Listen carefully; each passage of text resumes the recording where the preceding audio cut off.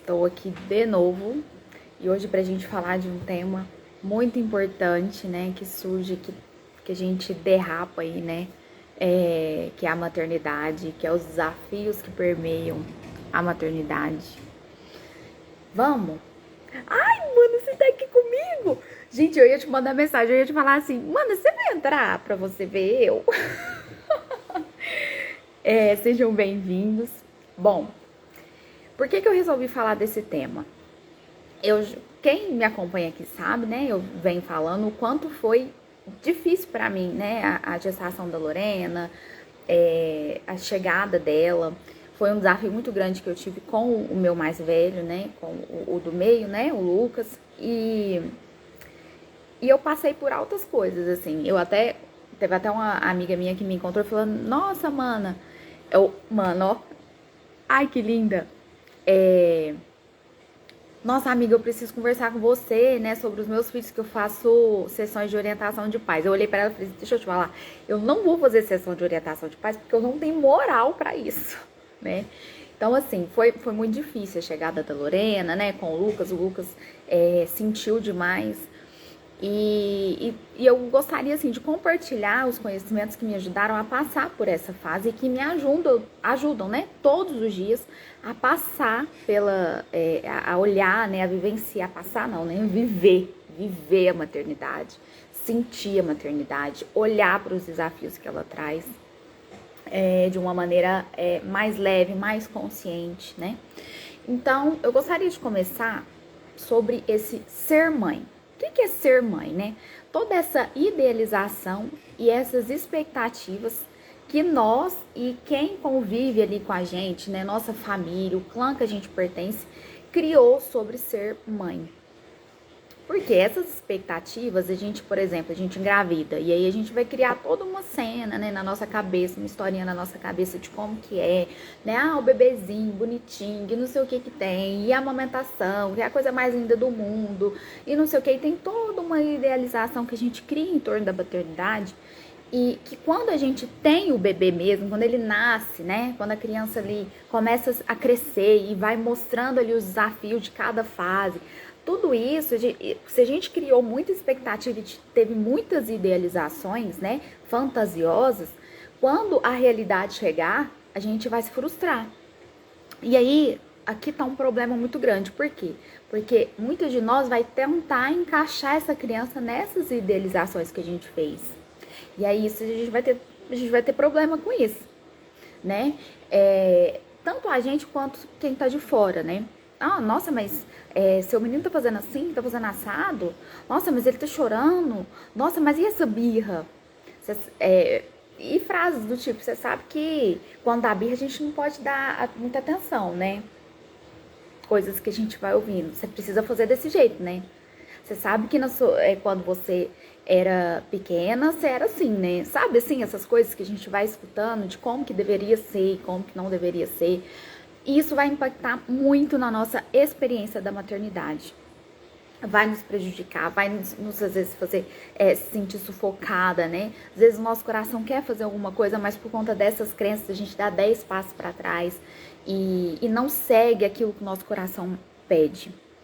Então, uma coisa que a gente precisa olhar com muito carinho, né, é para as nossas expectativas. O que eu fantasiei antes de ser mãe? O que eu fantasiei na minha cabeça que seria ser mãe? O que é? Será que uma das questões que eu estou vivenciando de dificuldades tem relação com essas expectativas? Ou não? Eu não fantasiei nada, Andressa. Eu engravidei e foi isso aí, pronto. Né? É algo pra gente pensar. Outra coisa que eu trouxe, que foi até uma das perguntas da caixinha, foi em relação à educação. Que tá muito difícil a gente educar. E aqui eu vou falar como uma mãe de uma criança de 2 anos, né? Vai fazer 3 anos, e uma criança de 3 meses. Eu não sou mãe de adolescente, não sou mãe de pré-adolescente, então o que eu tenho para contribuir é enquanto teoria, questão da pré-adolescência e adolescência. Agora, crianças de 3 anos e 3 meses, experiência e teoria, tá? Quero, assim, deixar bem claro, porque às vezes eu tenho a teoria, mas não tenho experiência, eu não posso, às vezes, agregar tanto. Mas a educação, eu concordo, né? É um desafio mesmo, né? Eu sinto isso aqui na pele, né? Como sendo um desafio também. Só que a gente precisa pensar em alguns pontos. Como que é um ambiente dentro da sua casa? Você que tem filhos aí. Me conta, como que é o ambiente aí que você dá para essa criança? Como que é esse ambiente? Como que é a sua relação? Se o pai e a mãe moram com essa criança, como que é essa relação desses pais? Como que é o diálogo entre o casal? Existe diálogo? Imagina a sua criança. O que que ela olha para vocês? O que que ela vê? Qual é a sensação que ela tem, que você imagina aí que ela tem? Você sabe, a gente mãe sabe, né? Se a gente for parar para pensar mesmo. Qual a sensação que ela tem quando ela olha para vocês? Ela vê amor nessa relação? Por mais que esse pai e essa mãe não estejam juntos, ela olha, o que que ela vê? Ela vê amor? Ela vê respeito? Isso eu tô falando entre o pai e a mãe, que podem ser um casal ou não, que não vai influenciar enquanto ser pai e mãe da criança, certo? Aqui é um ponto importantíssimo. O que que ela vê? O que que essa criança experiencia vendo esse casal junto? Ou não? Então, não tá junto, não sei o quê. Tá, então como que é esse ambiente que essa criança se desenvolve? Esse ambiente que você proporciona. Aqui a gente não vai falar assim, o mundo tá difícil. Não, mas espera aí, começa em casa. Como que tá? Como que você está, mamãe, você que tá aqui me assistindo, mamãe, papai, como que a sua saúde emocional tá? Você é uma pessoa que sofre de ansiedade? As pessoas, assim, que tem muita dificuldade em questão a adoecimento, né, emocional, vai ter muita dificuldade de se conectar com uma criança, de ter uma comunicação positiva com uma criança. E isso vai impactar totalmente num processo de educar, né, os nossos filhos. Porque se eu sou uma pessoa extremamente ansiosa, eu não consigo ficar no momento presente. Eu não consigo ficar aqui com a minha criança. Eu não consigo me conectar com ela. Quantas vezes meu filho tá aqui, mamãe, vamos brincar, mamãe isso, mamãe aquilo, e me mostra, e brinca, e pega fogo, e pula, e não sei o que, não sei o que. E eu tô aqui pensando, por exemplo, na live que eu vou fazer no outro dia, então eu tenho que pensar nas coisas que eu tô fazendo. É a Lorena, que também me demanda, não sei o que, e de repente eu não tenho paciência. Eu olho pra ele, eu não tenho paciência. A culpa é dele? É porque, o Lucas é muito agitado? Não, ele é uma criança que está me exigindo questões, demandas, que é da fase que ele está. Se eu não tiver cuidado das minhas, por exemplo, da minha ansiedade, de aspectos ali da minha saúde interna, né, na minha saúde emocional, eu vou ter muita dificuldade de conexão. E a criança, ela vai fazer de tudo para restabelecer essa conexão. Porque dentro dela, ela sente, ela não vai falar isso, mas dentro dela, ela sente que ela precisa desse amor para ela sobreviver. Se ela não tiver o amor ali desse cuidador principal, ela não sobrevive, ela morre. Então, ela vai fazer de tudo para ter essa atenção. Então, aqui vai entrar os maus comportamentos. Que a gente fala de maus comportamentos, mas não são maus comportamentos. Todo comportamento das crianças, né, os comportamentos da criança são comunicação. Então, se por exemplo, meu filho tá ali, mamãe, vamos brincar, mamãe, isso. Aí eu, filho, peraí, agorinha. Vou fazer isso, depois a gente brinca. Aí menti pra ele, porque eu não vou brincar. E aí eu tô mentindo. E a criança tem um senso de dignidade. A minha mãe tá mentindo pra mim. Uma criança tem, e ela sente. A minha mãe mentiu pra mim, não posso confiar na minha mãe. Começa nas pequenas coisas. E aí começa os comportamentos desafiadores me chamando. Mãe, olha pra mim. Eu preciso do seu olhar, eu preciso da sua atenção, mas a criança precisa de uma atenção, gente. Não é eu tô sentada aqui com ela com o telefone na mão. Ai, que legal, filha. Não, gente, não é esse tipo de... A criança não é boba também, né? Não é esse tipo de atenção que ela precisa. Ela precisa de uma mãe presente, consciente, sabe? Mas presente mesmo. A criança precisa de contato olho no olho, de conexão profunda. Só que aqui tem um porém. Se eu não tive esse tipo de relação na minha infância, eu vou ter muita dificuldade de estabelecer esse tipo de conexão com meu filho. Vai ser muito difícil. Às vezes vai ser assim, dilacerante tentar fazer isso. Por quê? O nascimento de um filho, gente, gera na gente, por exemplo, eu tive traumas e dores que estavam bem escondidinhas, né? Eu tava ali toda na minha vida, papapá, eu tive essas dores, mas não tô lembrando, às vezes impacta de alguma maneira, mas eu não percebo, não associo isso uma coisa com a outra, porque tá de boa. Aí o filho nasce. Bem, a história muda. Porque a criança do meu filho, o meu filho, criança, vai fazer surtir de mim a minha própria criança. Então, se eu tive experiências dolorosas lá quando eu era pequenininha com os meus pais, em relação aos meus pais, eu vou ter muita dificuldade de lidar com certas coisas dessa minha criança aqui, fora, né, do meu filho. Porque o meu filho, ele vai escancarar quem eu sou. Não sei quem é a mãe que tá aqui comigo, me fala se eu tô falando besteira. O filho escancara quem a gente é, ele escancara as nossas dores, ele escancara as nossas dificuldades. Só que aí, muitas de nós não topa olhar para isso, porque dói demais. Dói demais a gente olhar e reconhecer que realmente eu tenho uma fome de amor que me dilacera. Eu vivenciei traumas que lembrar dói pra caramba. E eu prefiro não lembrar. Aí o que eu faço? Às vezes eu delego, sabe? Eu prefiro não ficar muito tempo com meu filho. E aí eu arrumo um tanto de coisa pra me fazer. E aí eu afundo no trabalho. Sabe assim? Eu afundo no trabalho, delego porque é mais fácil. Eu não preciso, assim, eu tenho um pouco tempo, né? E aí eu não preciso olhar com tanta profundidade pra tudo isso que meu filho faz supitar. Porque faz.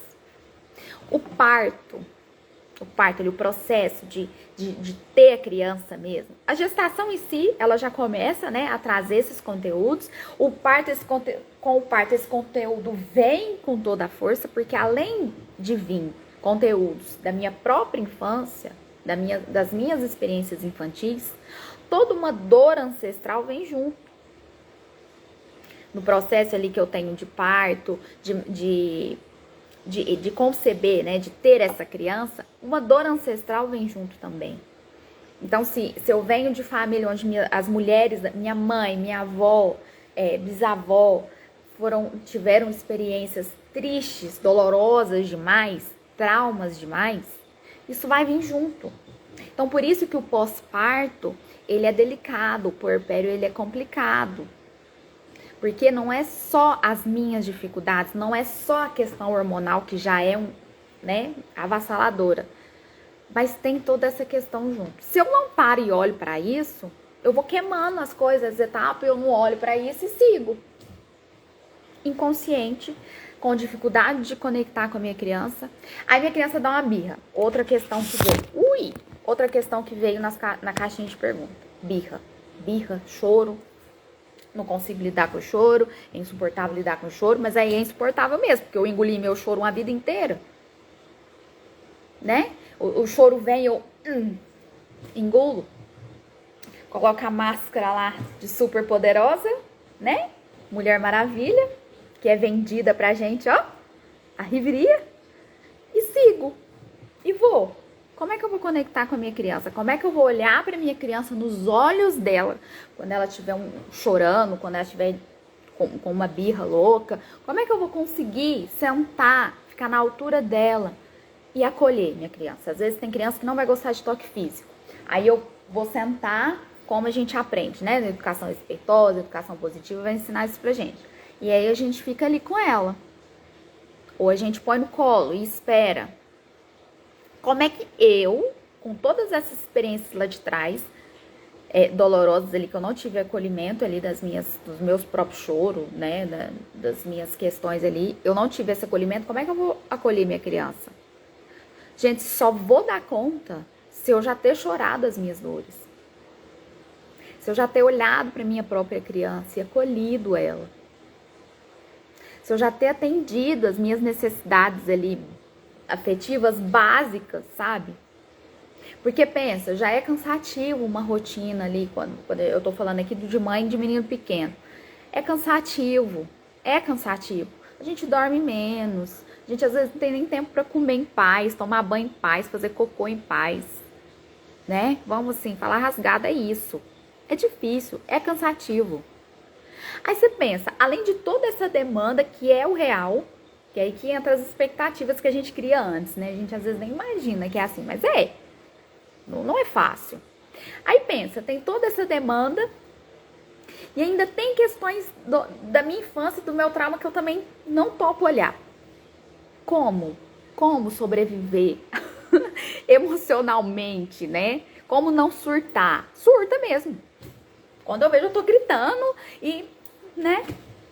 Aí vira uma loucura. Então, gente, o que eu convido, né, vocês a pensar, a refletir é como eu estou. Como que eu venho estando, né? O meu nível de ansiedade tá como?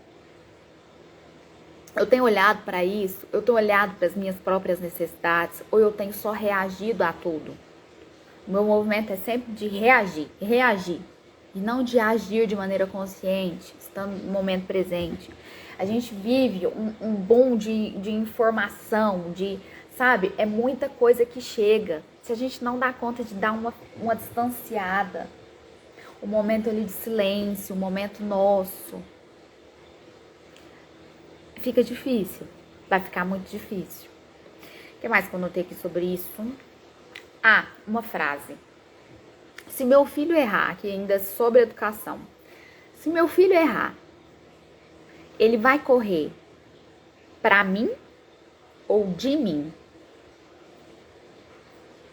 É uma frase de uma autora que eu não vou lembrar agora. Mas fica aí pra pensar. Depois eu ponho nos stories de quem que ela é. Se o meu filho errar, ele vai correr pra mim ou de mim? Como que tá a qualidade do meu relacionamento com ele? E a gente sabe disso. A gente sabe se o meu filho vai correr de mim ou pra mim. A gente sabe. No fundo, a gente sabe. E aqui entra a questão da educação. Se meu filho tem contato sei lá, com drogas, álcool, né, enfim, questões ali no mundo de fora, né, que traz. Se ele tem uma base segura, se ele tem uma base de conexão segura, né, com os responsáveis, com os cuidadores principais, com os pais, se ele tem essa base, ele vai ter contato com isso de fora, ele vai voltar. Ele vai falar, nossa mãe, tem um menino assim, tal, não sei o que, não sei o que, não sei o que. Ele vai ter se foi mantido, né? Se os pais conseguiram cuidar dessa espontaneidade dessa criança, ele vai voltar com essa espontaneidade, vai contar, lá, e o pai vai orientar e ele volta, né? Agora, se não, eu fui tolhindo a espontaneidade do meu filho com, engole esse choro, mas você tá com raiva, que coisa mais feia. Você tá com ciúme da sua irmã? Mas que absurdo, a gente não sente essas coisas. E eu não valido as emoções dessa criança, eu não valido as percepções. A criança tá percebendo que os pais estão brigando. A gente falou isso na live ontem, eu e a Lu. Ela tá vendo que os pais estão discutindo, que a mãe tá brava, que a mãe tá chateada. Aí a criança fala, mamãe, você tá triste? Eu não tô triste, não. Você tá nervosa? Eu não tô... triste não, é nervosa. Você tá nervosa, mamãe? Não tô nervosa, não. E para de me encher o saco, senão vai sobrar pra você. E aí a criança tá percebendo e a mãe tá... Uai. A criança vai ficar olhando e vai falar, gente, mas o que eu tô vendo então tá errado? E a criança confia na mãe. A referência dela é esse cuidador principal. Se o meu cuidador principal tá falando que a minha percepção tá errada, eu não posso confiar. Então, como é que tá a conexão? A educação vai começar com essa base em casa. Como que ela tá? Como que tá a qualidade do meu relacionamento com a minha criança? O que mais? Telas. Vamos falar de telas, gente? Olha, quem aqui nunca entrou num restaurante ou uma coisa aí de comer aí, você entrou num açaí, numa sorveteria, e tá lá os pais, né, conversando, e a criança o quê? No telefone, assistindo. Um tablet desse tamanho, na cara. Quem nunca viu uma cena dessa? Porque, né, é o que a gente mais tem visto. Olha, eu entendo que é muito... Aqui em casa isso acontece todos os dias. O Nathan trabalhando, né, o dia todo, eu louca pro Nathan chegar pra gente conversar, e eu precisando, assim, de um mimo, de um carinho, sabe? De uma atenção. E aí eu vou tentar conversar com o Nathan, contar as coisas pra ele, não sei o que, o Nathan, e o Lucas, o que ele faz? Ele começa a gritar igual louco. Ah, não sei o que, não sei o que. Por quê? O Lucas também ficou fora de casa. Então ele também, o pai dele chegou, ele também quer conversar, ele também quer atenção, ele também quer conversar, e vira aquela coisa, ele não deixa eu conversar. O Lucas não deixa. Né? Eu vou ter um tempo mesmo de conversar com o meu esposo quando o Lucas ou ele tá na creche ou ele tá dormindo. Aí eu vou ter um tempo de olhar pro Nathan e a gente conversar, e a gente trocar ideia, aí sim. Então, é difícil mesmo. Mas lembra das expectativas que a gente cria antes de ser mãe? Que a gente fantasia aqui, que é um mar de rosa, não sei o quê. Não, é difícil. Tem hora que me dá raiva, que eu quero conversar algo importante que eu não posso. Mas aí eu vou pegar o telefone e vou entregar para minha criança, para ela me dar sossego. Eu tô olhando para quem? Para criança ou para mim, que sou adulta? E que eu sendo adulta, eu consigo pensar numa forma de atender a minha necessidade de atenção, né? Que eu tô precisando ali, às vezes, do meu esposo. Eu vou dar um jeito de reajustar e conseguir ter esse momento com meu esposo uma outra hora. E minha criança? Ela tem essa maturidade para reajustar? Ela não tem? Então, quem quer prioridade? São as necessidades da minha criança.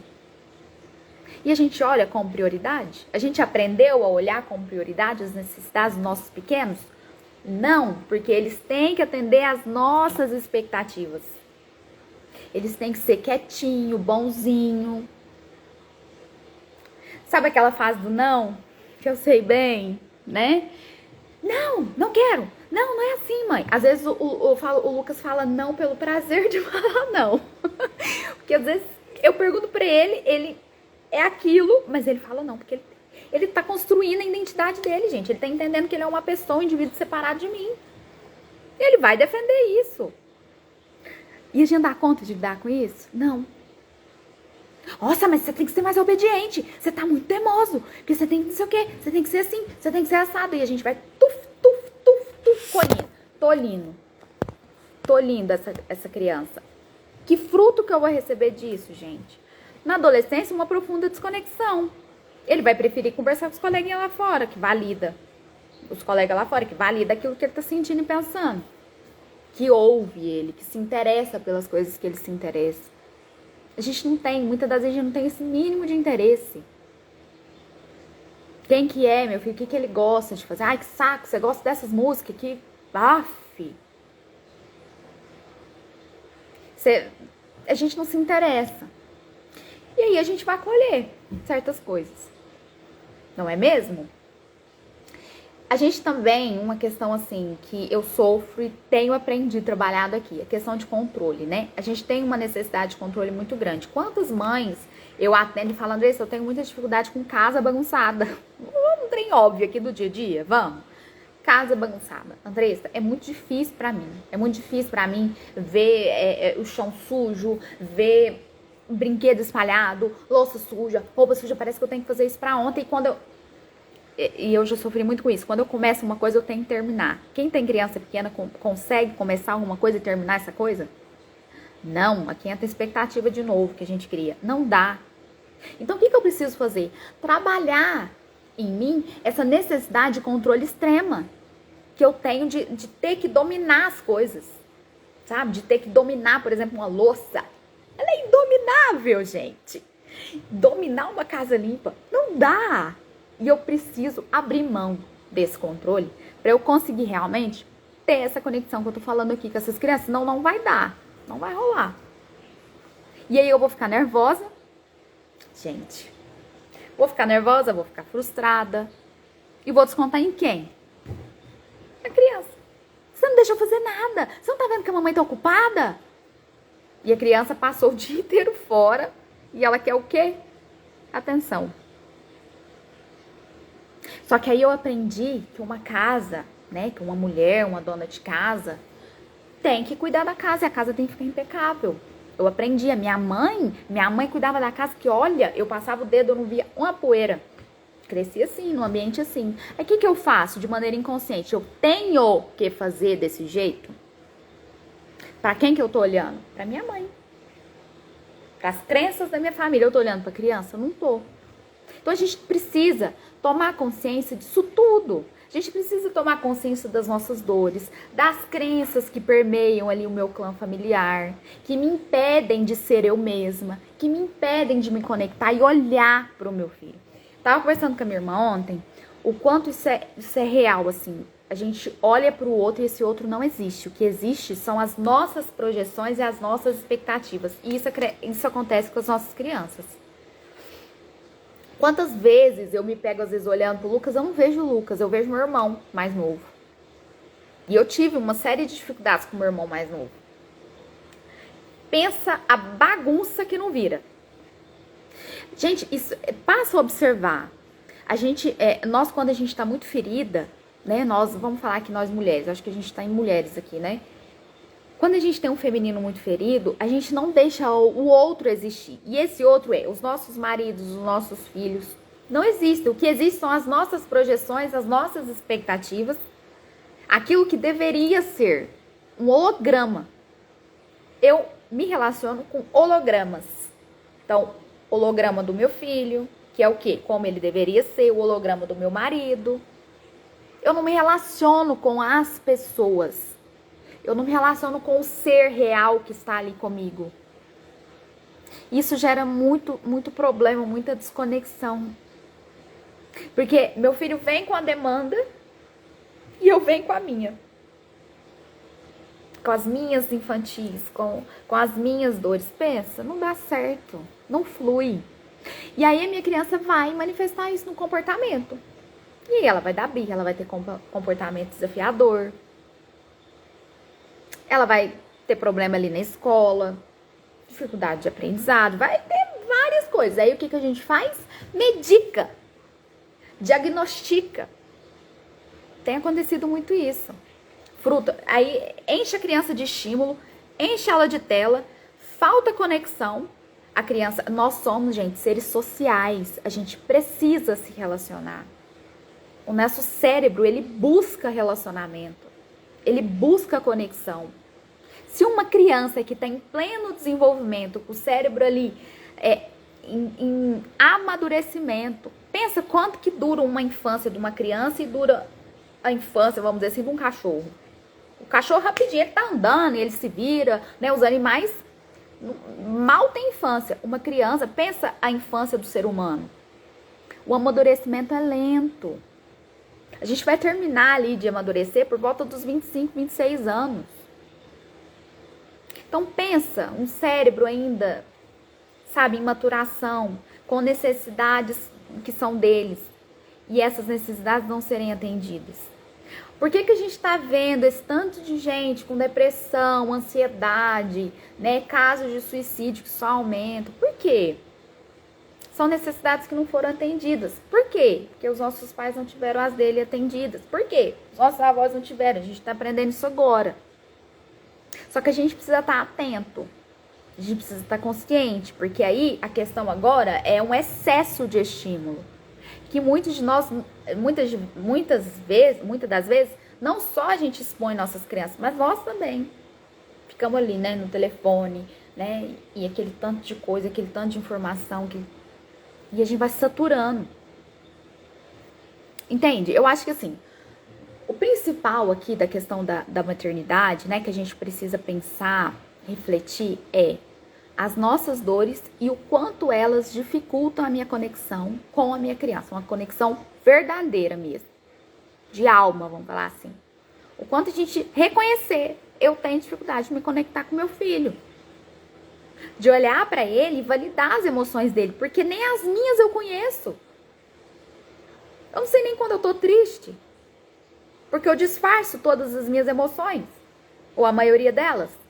Eu não me permito. Eu vim de uma família onde todo mundo era meio depressivo, sabe?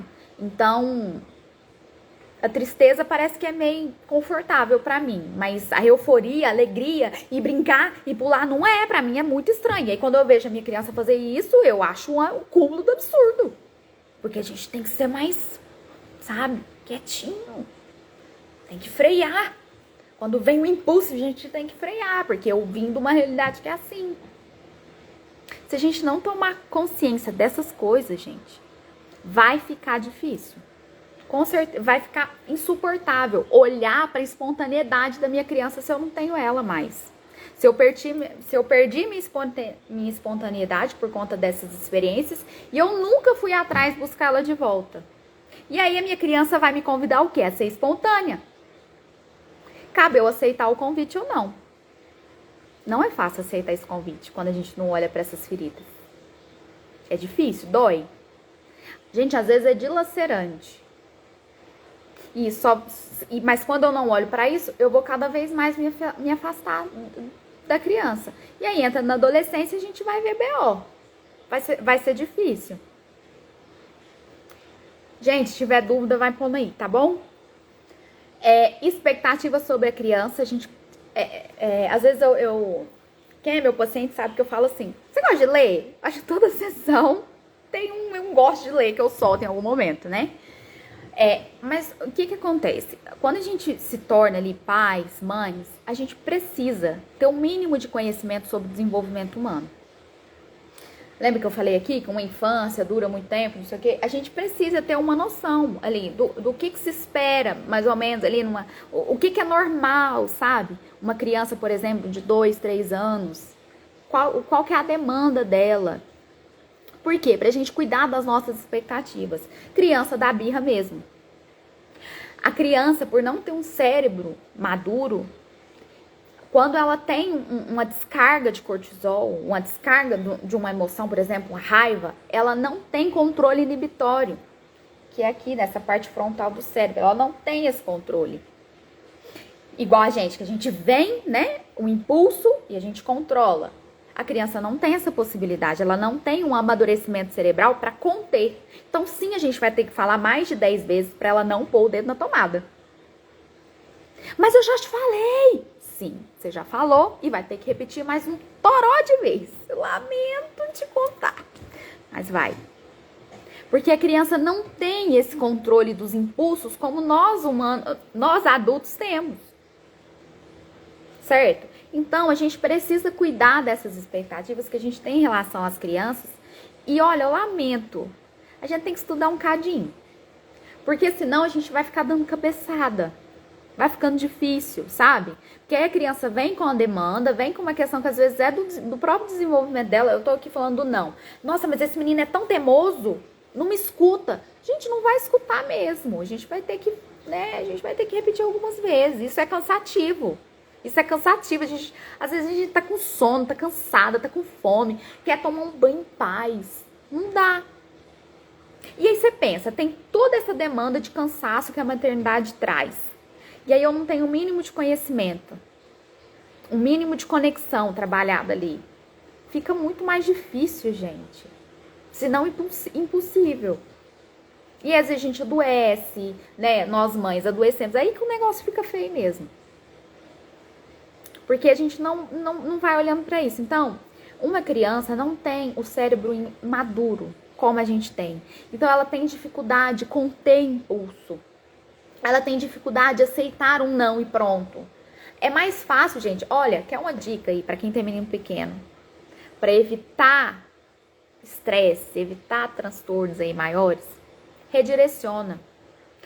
A criança tá ali quebrando um negócio que não é para quebrar. Redireciona. Para de ficar se gastando no não. Para de fazer isso. Não pode. Redireciona. Filho, vem cá. Você já viu esse negócio aqui? Outra coisa que eu gostaria, assim... Nossa, os livros da Maia. Vanessa. Esses livros me salvam. sabe? São livros fáceis de ler, sabe? Parece que ela tá conversando com você. Outra coisa. O que eu ia falar agora?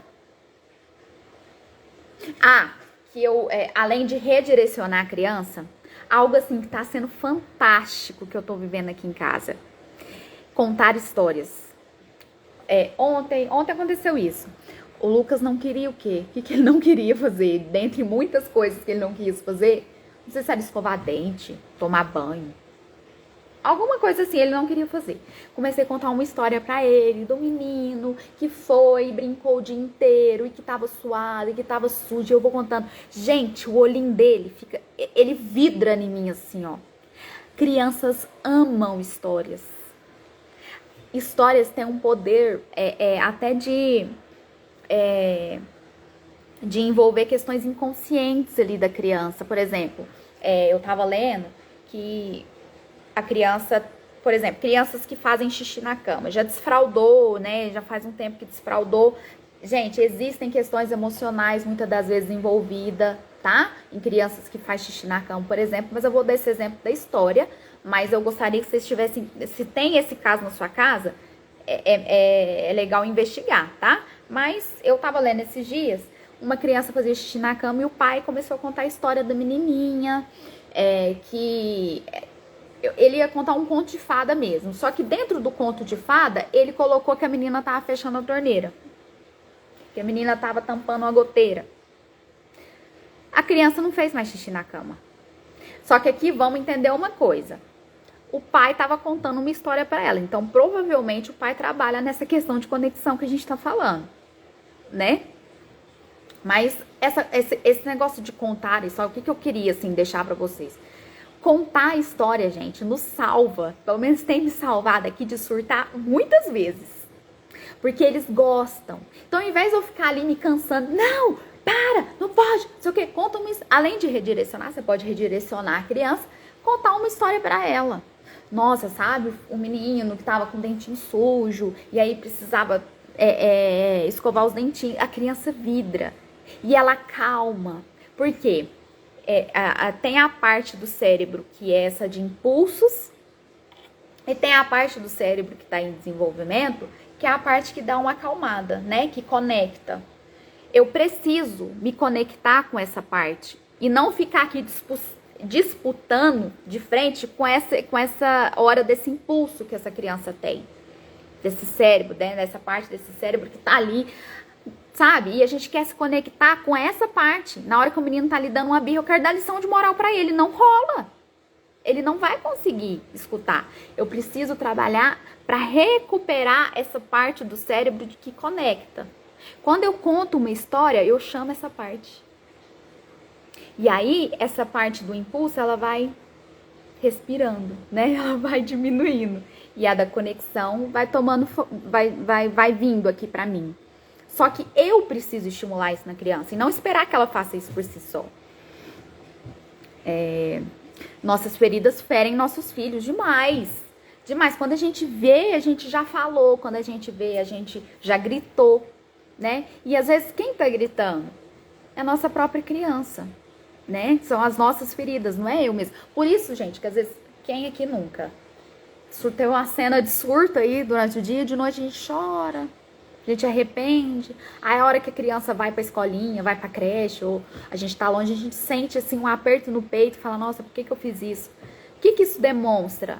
A minha atitude, provavelmente o que me moveu, foram minhas feridas, foram as minhas próprias dores, né? Que a gente precisa olhar.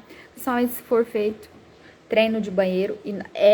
Essa coisa, olha, gente, essa coisa do desfraude a gente precisa tomar muito cuidado, né? Porque se a gente faz um desfraude violento com a criança, e a criança sabe que tem uma expectativa minha dela desfraudar, eu posso deixar traumas profundos nela e ela ter dificuldade aí em relação à urina, né? A fazer xixi, a fazer cocô, até mais velho. Já tem de casos de crianças até mais velhas com essa dificuldade, fruto de um desfraude violento. A criança, ela sabe, a criança não. Gente, vocês já viram um adulto andando de fralda porque o papai e a mamãe não desfraudou? Não existe. A criança precisa de desenvolvimentos ali concluídos, emocionais, cognitivos, psicomotores, para chegar no ponto de desfraudar. Ah, Andressa, minha criança tem 3, 4 anos, não desfraudou. Às vezes tem questões emocionais e afetivas que precisam ser olhadas. Por exemplo, conexão. O que a criança ganha quando você tira a fralda dela e põe de novo? Às vezes é o único momento que ela tem de conexão com você. Então, o desfraude envolve muitas coisas, né? O parar de a criança deixar de usar fralda envolve muitas coisas. O que mais, gente? E a mãe a culpa? Nossa senhora, eu acho que nasce uma mãe, nasce uma culpa, né? Porque quem não sente culpa é muito difícil, né, gente? Assim, quem se interessa, né? Eu acho que todas, né, assim, todas assim, né? A maioria de nós quer fazer o melhor, quer dar o melhor, né? Só que a gente não vai conseguir ser perfeita. Tudo que eu tô falando aqui, gente, não é convidar vocês a não errar. Eu erro, eu tô dando exemplo. Gente, eu erro quase todos os dias e que eu dou uma tropeçada. De repente eu falo alguma coisa e não era. Ai, Andressa, cala sua boca. Eu mesmo falo pra Andressa, cala a boca. Fica quieta na sua, que agora não é hora de você conversar com o Lucas. Fica quieta. Né? Então a gente vai errar. E o que a criança espera? Eu vou trazer um pouco de teoria aqui de Winnicott. É um psicanalista. O que a criança precisa? Ela precisa de uma mãe suficientemente boa. O que é isso? Deixa eu ler aqui pra vocês. O que o bebê precisa é da preocupação e dos cuidados efetivos de uma mãe real, que continua sendo consistentemente ela mesma. Olha que sensacional, gente, isso. Falível, porque humana, mas confiável exatamente por ser falível. Ai, que lindo, gente, que lindo. Acho que eu não precisava falar mais nada nessa live depois disso.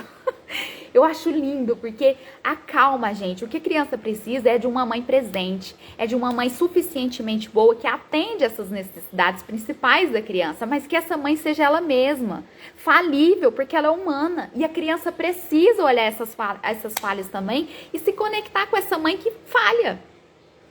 Uma mãe perfeita sufoca. Uma mãe perfeita sufoca o filho e o filho fica, às vezes, quando o filho cresce, quer ir para a vida, ele sente uma culpa muito grande, porque teve uma mãe muito perfeita, sabe? Mãe perfeita sufoca, segura esse filho. O filho precisa de uma mãe suficientemente boa, ou seja, que ela atenda as demandas principais dessa criança, mas que não entre numa necessidade constante de ser perfeita.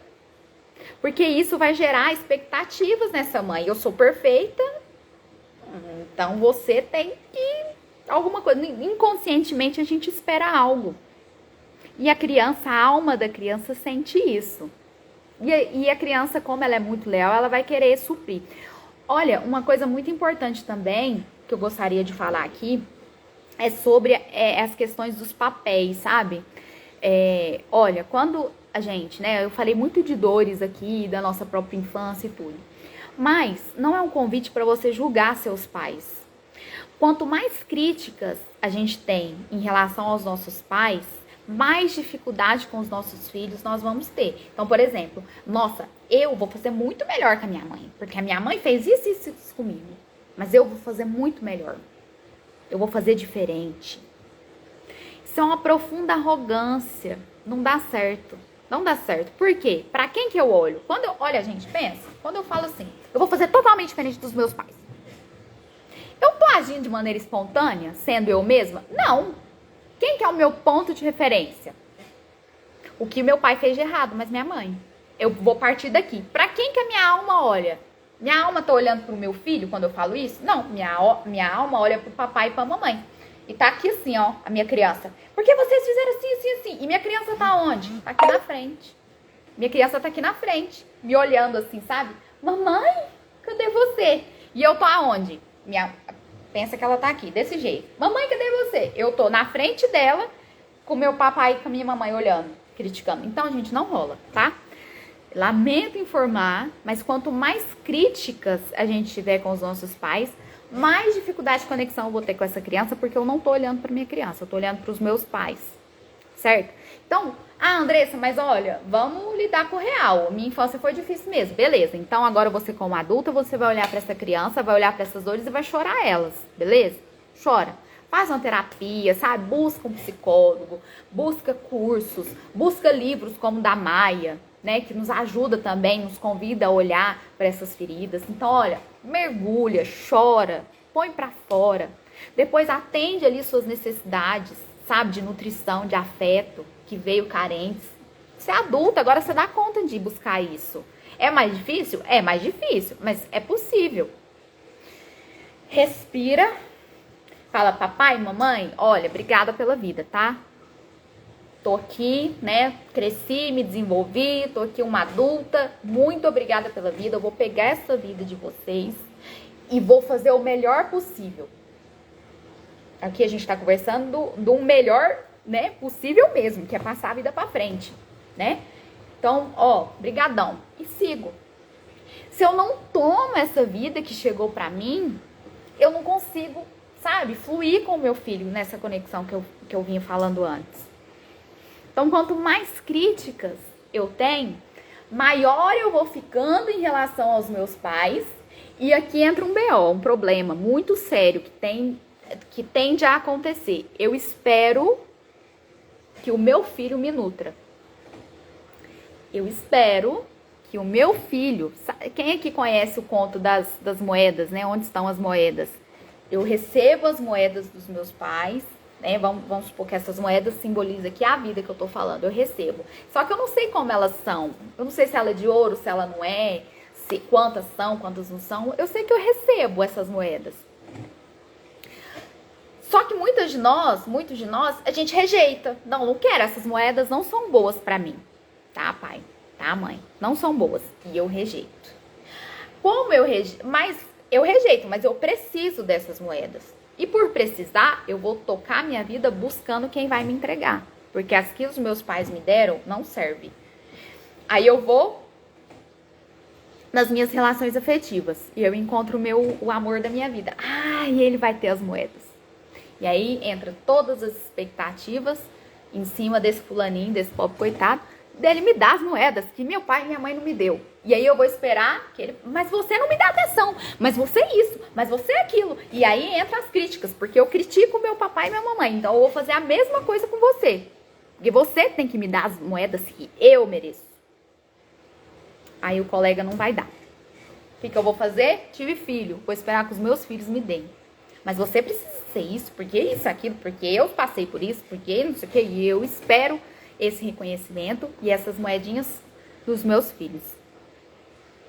Então, gente, outro ponto crucial, importantíssimo para a gente trabalhar esses desafios que a gente vivencia na maternidade é olhar para os nossos pais e honrá-los porque eles me deram a vida. Diminuir de tamanho, ficar no lugar de filha. Quantas de nós fica no lugar de mãe dos nossos pais? Danando com os nossos pais. Eu vou estar no lugar errado em relação aos meus filhos. A conta é assim, senão não vai fechar, não vai dar certo. Então eu preciso, em que lugar que eu me coloco frente aos meus pais? É um lugar de pequena? De filha? No sentido de filha e não mãe deles? Porque a partir disso, eu vou conseguir cuidar da qualidade da minha relação com a minha criança. E a minha criança sente isso tudo. Se ela sente que eu tenho uma alma profundamente ferida, eu não vou ser eu mesma. Eu não vou permitir ser uma mãe real, falível, que eu vou estar aqui cheia de expectativa, cheia de coisa, e a criança está sentindo aquilo tudo. E a criança é profundamente leal. Ela vai manifestar isso de alguma maneira. Aí entra aqui os comportamentos difíceis delas. Porque as crianças nos convidam a olhar isso todos os dias. Gente, eu espero que tenha feito sentido. Eu acho que, assim, o que eu gostaria, assim, de deixar bem frisado, né? Seja uma mãe real.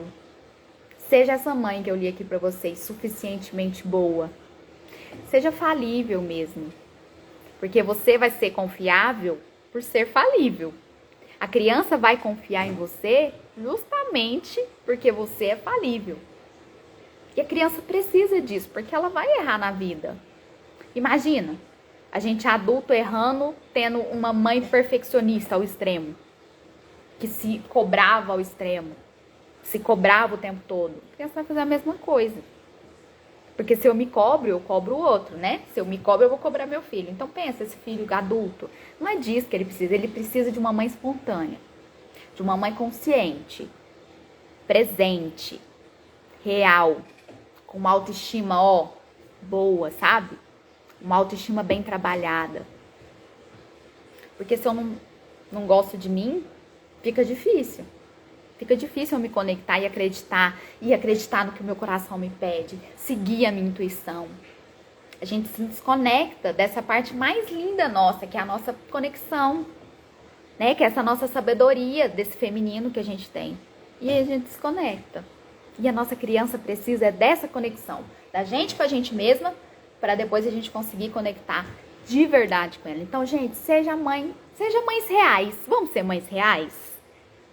Vamos ser aquelas mães que erram mesmo, mas que estão conscientes dos erros, estão buscando fazer o melhor, mas consciente de que não vai ser perfeito. E tá tudo bem, que o meu filho não precisa de uma mãe perfeita. Ele precisa de uma mãe suficientemente boa. Fez sentido? Gente, ó, vou colocar uma caixinha lá nos stories. Coloca lá se ficou alguma dúvida, algum comentário, alguma reflexão, algum ponto pra gente falar mais um pouquinho, tá? Muito bom que a minha filha me deixou fazer a live. Ela dorme a manhã inteira, gente. Ela dorme a noite inteira, acorda, mama e depois dorme até umas 10. Pensa, que coisa boa. Por isso que eu tô aqui no gás. Obrigada, tá? Por vocês, né? Vou deixar salva. Manda pra quem você acha que pode se contribuir, né? Com essa live. E um beijo, até a próxima. Até segunda. Segunda a gente tem o Papo das Manas, tá? Beijo.